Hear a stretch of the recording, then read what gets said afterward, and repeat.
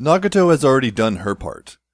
Although I did not witness it nor had I heard of it, she no doubt had been waging warfare against the invisible enemy since we had intruded into this alternate space.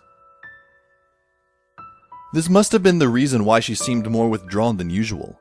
She fought with everything she had, but she still left us a small opening. Well then, what comes next would be for us to open this door. We have to leave this place. Koizumi returns a crisp smile towards my declaration. I plan to do so as well. No matter how comfortable, this is not a place to stay in. Utopia and dystopia are two sides of the same coin. Koizumi. The seriousness in my tone surprises even myself. Can you not bore a hole into the gate somehow? The situation is rather grim. Nagato has already fallen ill, so the only one that has any power is you. You've overestimated me by far. Even faced with such adversity, Koizumi still responds with a smile. I've never said that I'm an all-powerful Esper. My abilities can only be triggered under a certain set of conditions. This is something you should... I grab the front of his shirt and pull him over before Koizumi finishes his bullshit. I don't want to hear that! I stare at Koizumi and his sneering, smirking lips. Alternate space is your specialty. Asahina-san cannot be depended on, and Haruhi's a bomb that can go off at any time. Didn't you show off your powers the last time he faced the cricket? Or is it that the organization festers a bunch of nincompoops? Actually, I am like that too. I can't do anything, not even the most basic of sound judgments. I can say that I am lower than Koizumi. The only thing that I can think of at the moment is to beat Koizumi to a bloody pulp, and then have him pummel me back. I can't vent my anger by punching myself since I will go easy on myself. What the hell are you doing? A sharp sound shoots out from behind us, and it seems to be rather displeased. Kyon, didn't I tell you to go find ice pillows? I ran down after having to wait an eternity on you, and lo and behold, you and Koizumi are practicing how to fight. Just what is your head loaded with? Haruhi has her arms crossed about her waist. Still goofing around at this hour. Think of Yuki, even for a second. Haruhi treats the standoff between Koizumi and me as mere play, maybe because her heart is elsewhere. I let Koizumi loose and pick up the ice pillow that dropped onto the ground some time ago. Haruhi grabs it from me. What is that? Haruhi's sight quickly converges on that strange equation. Koizumi straightens himself out and answers. No idea. Do you have any opinion? Isn't that the Euler formula? Haruhi says that without even thinking. What a bummer. Koizumi responds. You mean Leonard Euler, the mathematician? Yes, the mathematician. I don't know his name. Koizumi re-examines the strange interface panel and stares for several seconds. Yes. He snaps his fingers as if he is acting in front of somebody. This is Euler's planar graph formula, or rather a variation, as expected of Suzumiya-san. Might not be it. That D, though, must mean dimensional factor, I guess. Whether or not that is correct, I have a bunch of questions in my head. Who is Euler and what did he do? Did we ever cover this in math class? This is not part of the high school curriculum. However, the 7 Bridges of Königsberg question should not be foreign to you. Ah, that one I know. Math taught by Yoshizaki would occasionally refer to some of these hard questions during his lectures. This question would be that illustration showing 2 islands and streams with interconnecting bridges.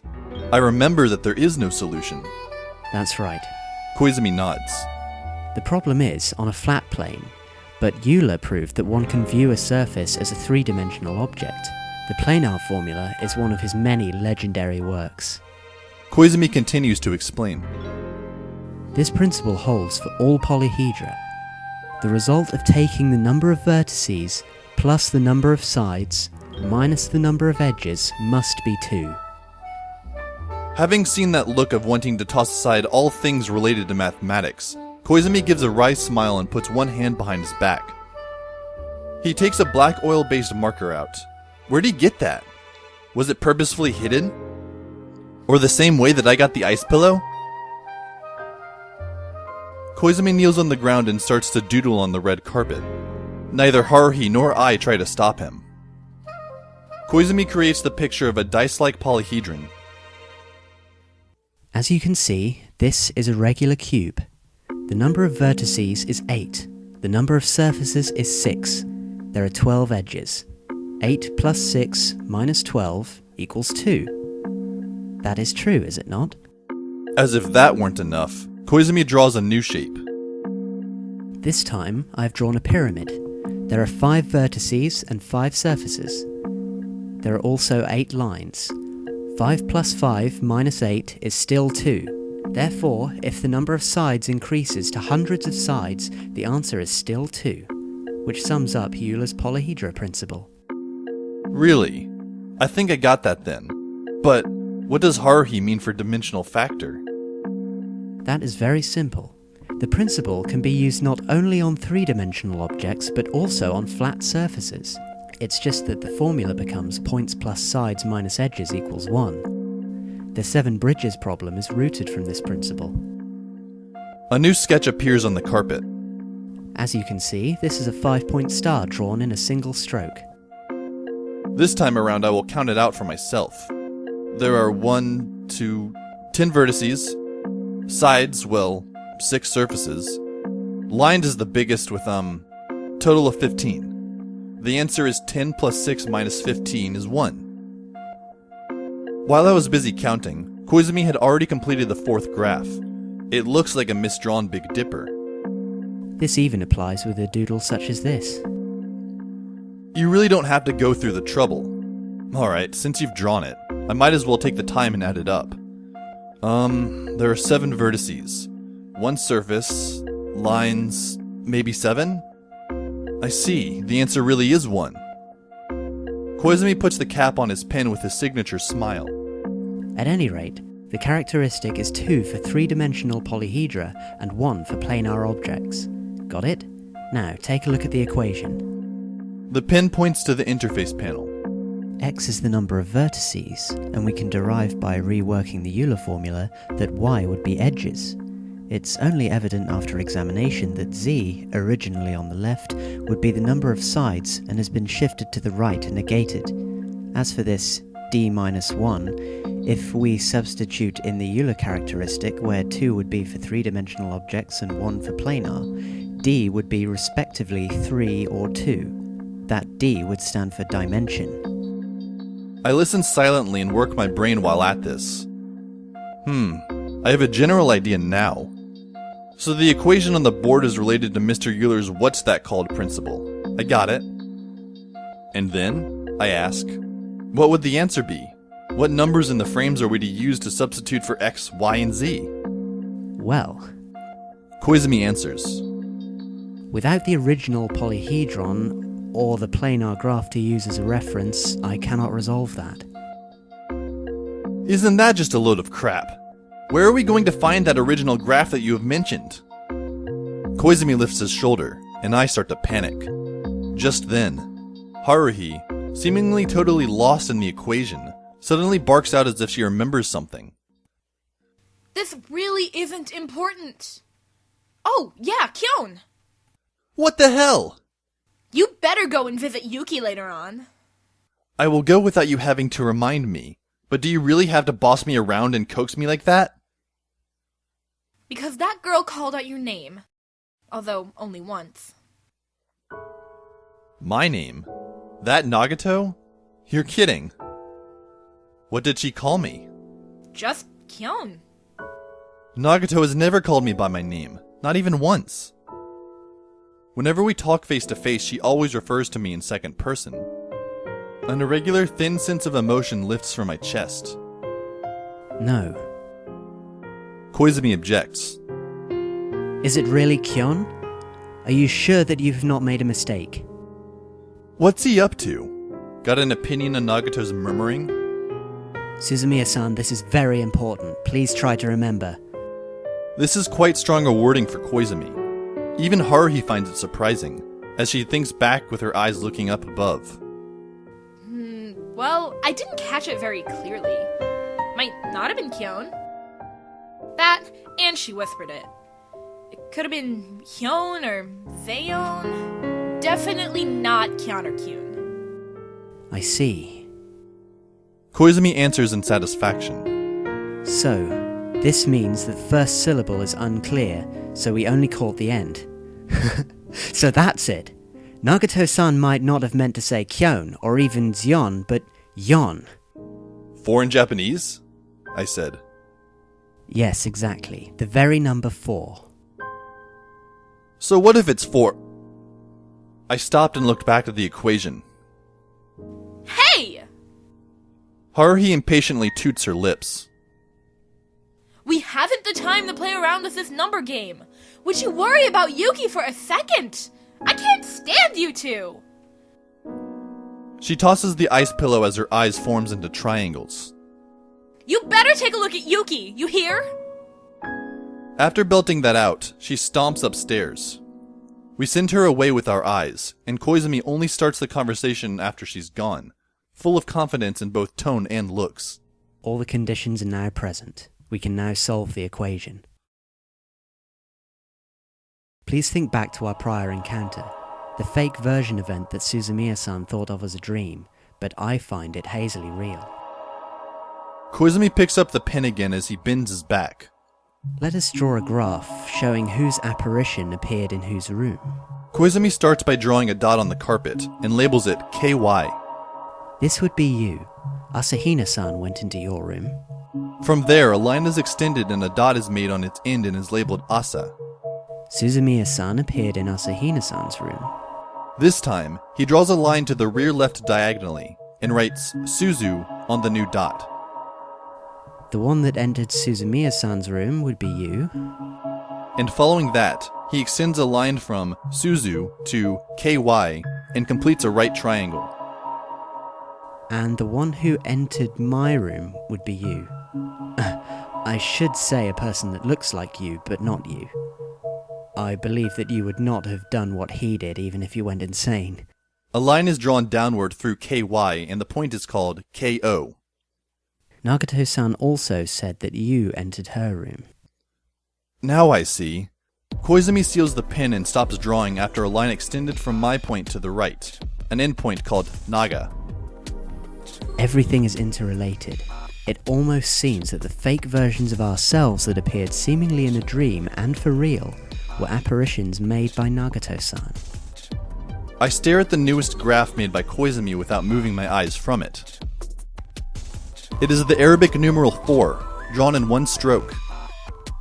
It is now just a matter of applying this graph towards the equation on the door. This graph happens to be related to our double. Since it is a planar graph, D would be 2. Koizumi brushes his fringes aside and continues with a smile. X equals 5, Y equals 5, Z equals 1. That is the answer. Both sides reduce to 0. I save myself the time to stay in all or to praise it at all, as I hurry myself to get those tiles. 3 of them. Now that the answer's out, what are we waiting for? However, Koizumi seems to still have some last doubts. What I am afraid of is whether or not this is a delete program. Let's ask first, what would that be? If we are really duplicated copies of our personalities, then there exists no reason to really go out of our way to leave this alternate space, so long as our originals stay safe and sound in the real world. Koizumi lays his hand out. This mechanism might be set up so that the moment we solve this equation, we will be deleted. For us, such action would amount to suicide. Do you wish to carry on with our lives here forever with no change whatsoever, or would you rather be deleted? Which do you prefer? Neither. I believe in Nagato. Even I am surprised by how calm I appear to be. I believe in you as well, for I believe your answer is the correct one. However, that trust is only limited to that equation. I see. Koizumi smiles kindly as if he knows telekinesis. Following that, he takes a step back. I'll leave the rest to you. Should something go wrong, I will stand with you by the side of Suzumiya-san, for it is my duty and my mission. It's fine if that's what you want, as long as you're happy with it. Koizumi retracts his smile slightly and shows a degree of earnestness. If we really do return to normal space, then I would like to make a promise to you. He continues calmly. Following this, should anything happen that will push Nagato-san into a tight corner, I will betray the organization and stand by your side, no matter how beneficial it might be for the organization. Why stand by my side? Standing by Nagato's side is the right thing to do. Should such a situation develop, you will no doubt be the first to support Nagato-san. Helping you will amount to helping Nagato-san, although it may be by proxy. His lip twitches. Personally, I believe that Nagato-san is a vital member. When the time comes, I will lend a hand to Nagato-san. Although I may be a part of the organization, I am Deputy Chief of the SOS Brigade before that. A look of concern fills Koizumi's eyes, and the expression on his face seems to have the determination to deny any way of backing out, as well as having relinquished the right to defend himself. If so, I don't need to hold back and should just do what my gut instinct tells me to do. In the middle of December, I was left all alone in a foreign world, and had only managed to escape by running everywhere. This time, of course, I will do the same. However, unlike that time, I am not fighting alone, but instead am working with everyone in the SOS Brigade to find a way out of here. Without any hesitation, I slide the tiles into their designated slots. A small but crisp noise is heard. It is very much like the sound of a door being unlocked. I focus all my attention onto the handle, and it turns. The gates slowly open.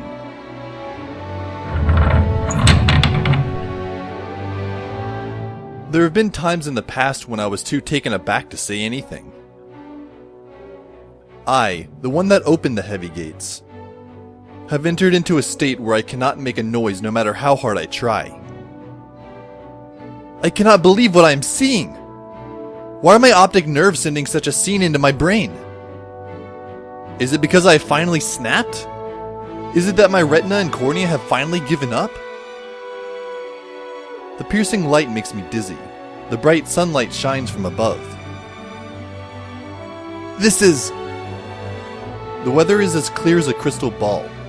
Not even a snowflake has fallen upon us, let alone a snowstorm. It is clear as far as the eye can see, without a cloud in the sky. But there exists only the lift cables cutting across our field of vision. The swinging seats have pairs of skiing couples on them. My fumbling feet, for some reason, have become so hard to lift. It is the snow. I'm caught in a field of snow. The glittering white landscape dazzles my eyes, driving me ever more faint. I feel as if something is up, and when I lift my head, a figure whisks by me in a hurry. Whoa! I jump in reflex as I follow the shadow with my eyes. The skier had dodged me as if I was an obstacle on a ski run.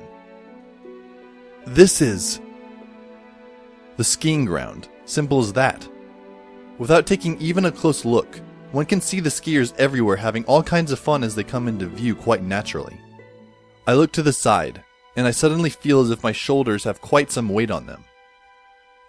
That would be from having the skis and the poles on my back. After that, I look at my feet, and I find myself wearing ski boots. As for what I am wearing right now, well, it's a ski outfit that I was given before stepping out of Tsuruya-san's mansion. I turn around hurriedly. Asahina-san looks like a flag in the wind, with her mouth and eyes wide open. Unbelievable. Koizumi looks at the sky in astonishment. Both of us are in a familiar getup and definitely not in t-shirts. That strange house has vanished without a trace. Looks like it will not appear again. This is just a simple skiing paradise. The mansion, unmarked by maps, has evaporated to the point that there isn't even any steam left. To put it another way. Yuki? From where the sound originated, it seems that Haruhi is dead ahead. I turn my head and eyeballs around to look for her. Haruhi is right next to Nagato as she helps Nagato out of the snow. Are you alright, Yuki? You're still running a fever. Huh? Haruhi glances around like a Hyrex peeking out of its den. That's odd. We were in the mansion. And then, she finally sees me. Kyon, something's up. I have not replied, and have merely put my skis and poles down and kneel beside Nagato. Haruhi and Nagato were both wearing the same set of clothes that they were in before the snowstorm, when we were racing. Nagato. Answering my call, her hair moves slightly and she slowly lifts her head. The poker face is still frozen as those pupils as large as they usually are look toward me. Nagato, with snow all over her, fixes her sight on my face just like that. Yuki! Haruhi knocks me out of the way and is now holding Nagato. I don't really know what had happened, but... Yuki, are you awake? Are you still running a fever? No, Nagato replies lightly as she stands on her own feet. I have merely tripped. Really? But you were running a fever before. Huh? What happened? Haruhi puts her hand on Nagato's forehead. Wow, your fever's gone. But... Her eyes come back after having taken a panning view of the scenery. Snowstorm? Mansion? No way. That wasn't like a dream.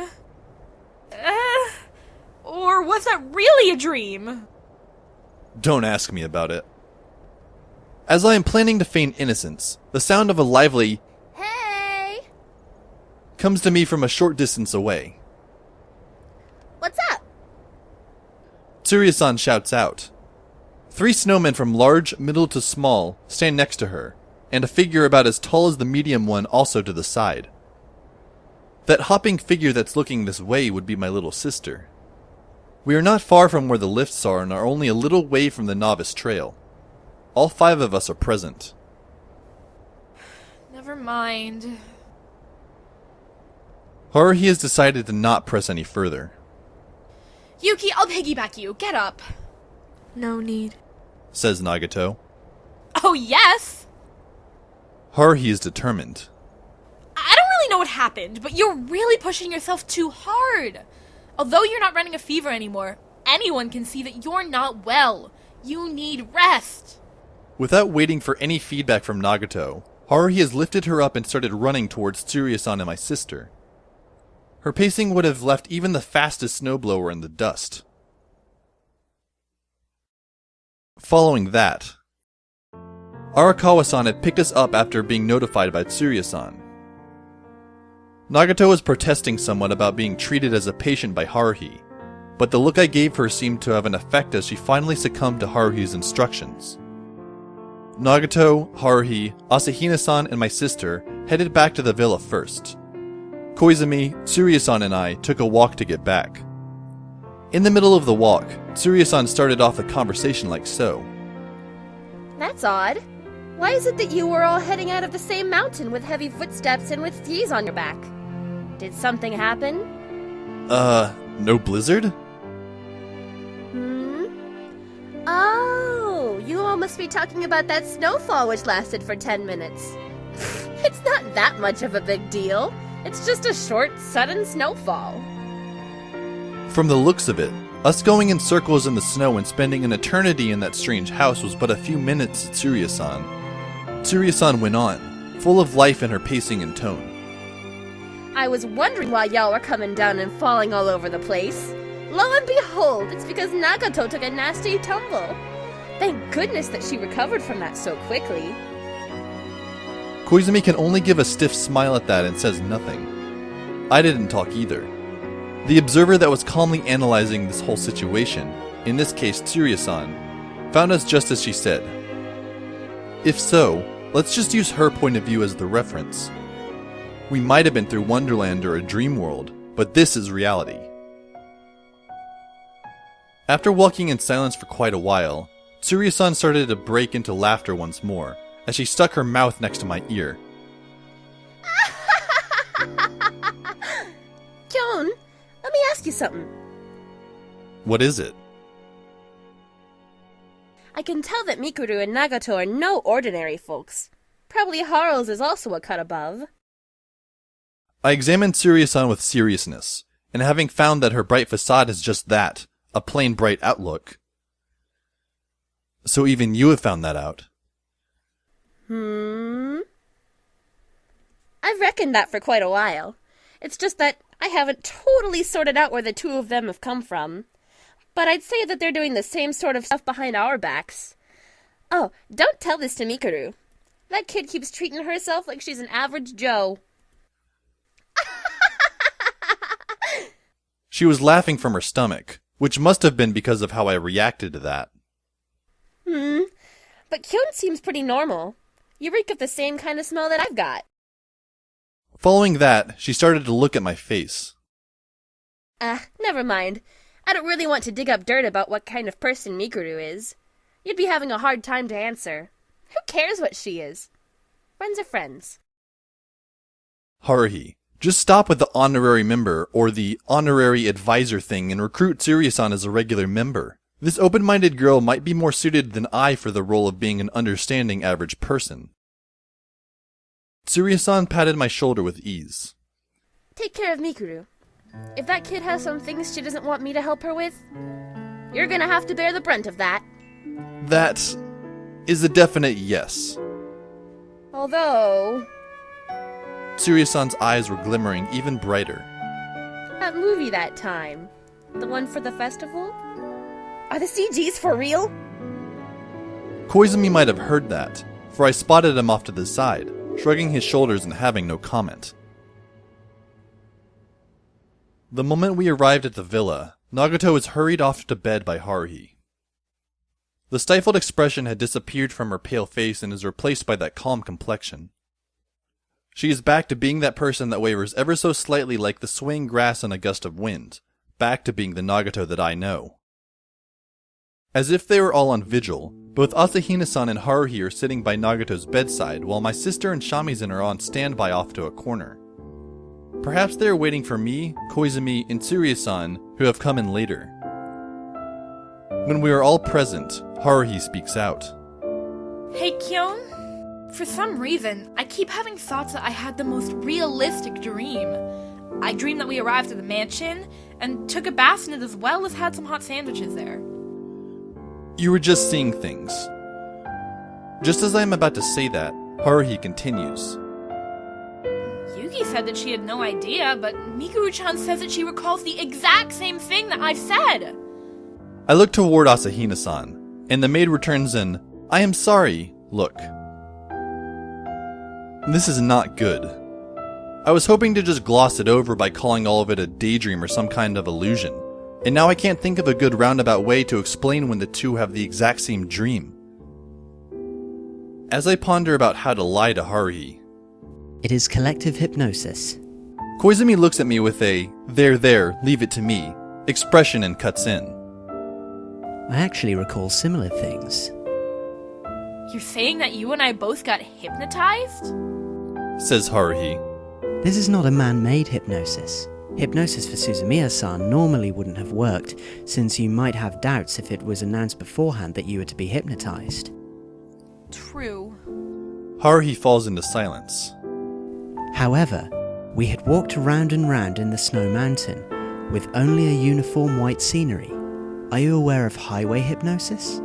People that are driving on the highway can fall into a state of hypnosis by looking at the scene with the street lamps spaced out uniformly.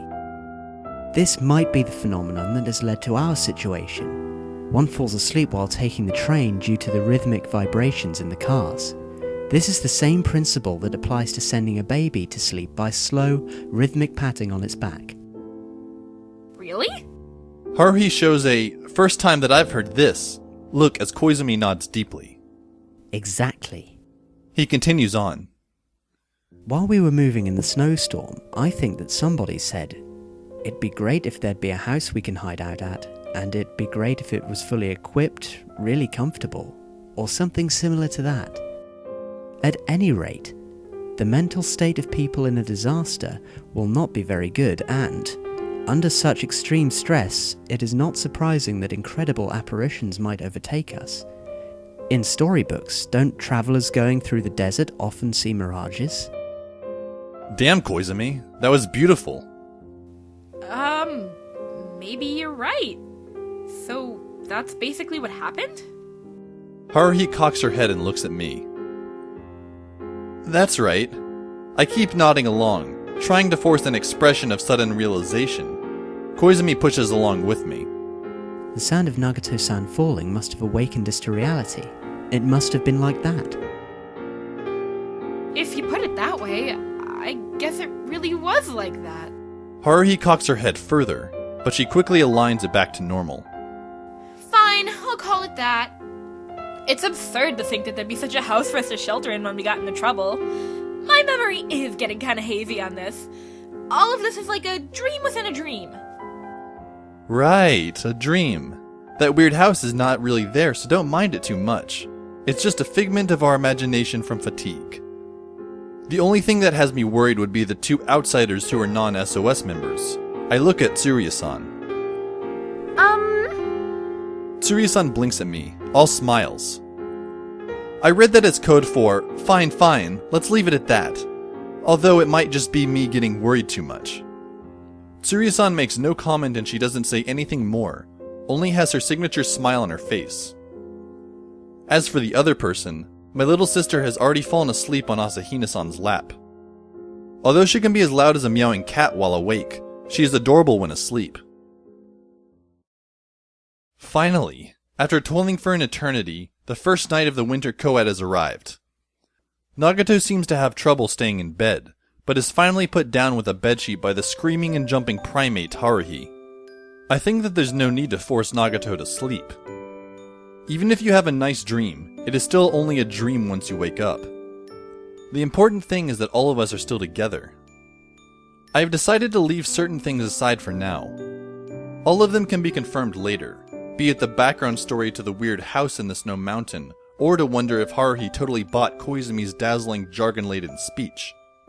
Of course, it seems that none of it matters with her busy at taking care of Nagato right this moment. For some reason, I want to catch some air outside. I don't feel cold for some reason while the stars and the reflected starlight come from the silvery landscape is unusually catching. But the next day will be the last day of the year. Koizumi's carefully planned detective drama will unfold itself on New Year's Eve. Haruhi will also do her best with her holiday bash. Screw this. Things will work out in the end. I only need to worry about taking good care of myself before those things occur. This happens to be a rare opportunity for Nagato to get some R&R. Who cares when she usually sleeps or if she needs to in the first place? She can really unwind herself and fulfill her urge to sleep this time around.